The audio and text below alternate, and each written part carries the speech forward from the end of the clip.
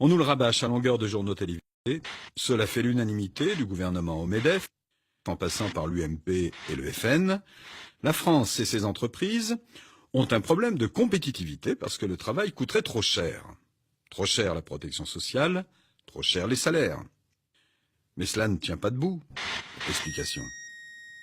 On nous dit les entreprises sont écrasées par les charges, c'est-à-dire les cotisations qu'elles versent à la Sécu pour financer les retraites ou la santé, par exemple. Mais ce n'est pas un cadeau.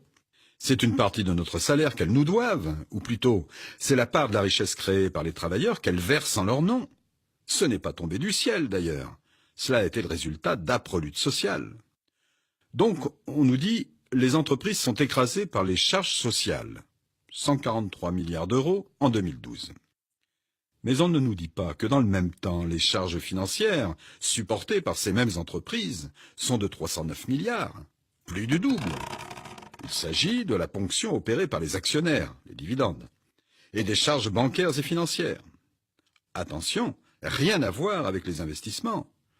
Dans tous les cas, il s'agit de nourrir l'appétit féroce des actionnaires et la rapacité des marchés financiers. Mais ça, c'est tabou. Vous ne l'entendrez pas aux 20h de TF1, ni sur celui de France 2. Aucun expert sur ces antennes ne vous dira que c'est cette ponction, en quelque sorte cet impôt privé, qui menace notre compétitivité. Quel média prendra la responsabilité de vous parler du coût réel du capital sur la société? Sur les salaires, par exemple? Car pour s'assurer des rendements toujours plus importants, de l'ordre de 10, 15, voire 20%, alors même que l'économie stagne, le capital s'en prend d'abord au salaire. En 30 ans, 10% de la richesse créée, soit environ 200 milliards d'euros, est passée des poches des salariés à celles des patrons. Vous le saviez? Et bien sûr, ce sont les petits, les moyens salaires qui trinquent, avec pour conséquence un ralentissement général de l'activité, la récession. Qui nous dira à quelle pression permanente sont soumis les salariés, provoquant maladies, dépression, parfois le suicide? En France, on compte près de 700 000 accidents du travail chaque année, avec parfois de terribles séquelles pour les salariés. 700 en mourront cette année encore. Qui en parle? Qui nous dira le coût de cette insatiable voracité? Celle de ces entreprises qui réalisent des bénéfices géants mais licencient pour garantir les profits. Sanofi, Continental ou encore PSA. Des milliers d'emplois rayés de la carte, des milliers de familles précarisées, souvent des territoires sinistrés. Qui doit réparer ces dégâts?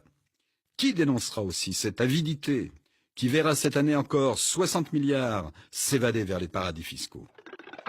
Qui expliquera comment ils pillent sans vergogne toutes les ressources naturelles disponibles, sans souci du lendemain?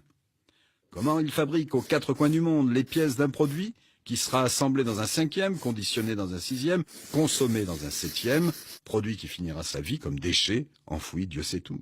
Absurde déménagement permanent du monde, dont le coût environnemental et humain est incalculable. Alors, arrêtons les faux débats. Ce qui crée la richesse, c'est le travail, pas le capital. C'est la coopération, pas la compétition. Pour les communistes et le Front de gauche, il y a urgence pour une campagne de vérité sur ce que nous coûte d'entretenir une bourgeoisie toujours plus avide.